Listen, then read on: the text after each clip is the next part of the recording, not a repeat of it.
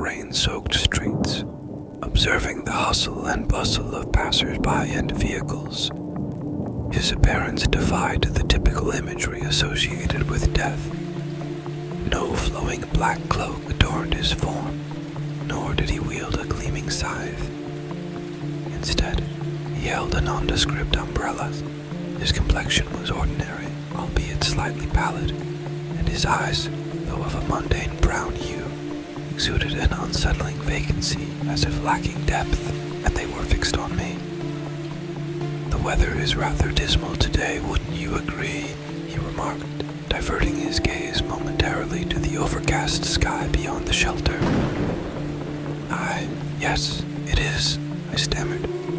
"I detest working on such dreary days. They tend to heighten the theatrics," he lamented. "Are you?"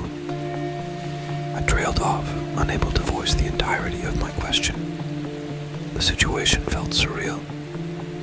"Yes, I am. I realize I do not fit the conventional image. One of my predecessors had a penchant for theatrics, which resulted in an exaggerated portrayal. I, however, prefer a more understated approach to my duties." "Predecessors?" I inquired. "Indeed, certain souls are destined to guide others to their final destinations. We are born to dwell among the living, to experience love, hatred, and empathy, and ultimately to fulfill our duty of ushering them onward." "May I ask how long you've been ushering?" I ventured.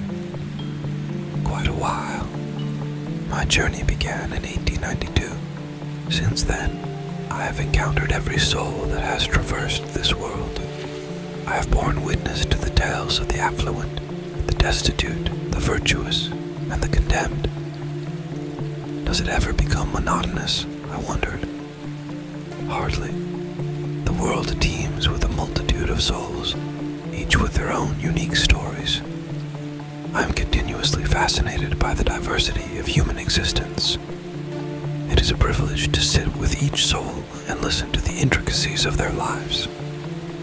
A solitary tear traced its path down my cheek. I suppose it's my turn to share my story, since you're speaking to me. Unfortunately, not this time. My departure is imminent, and your transition begins even sooner.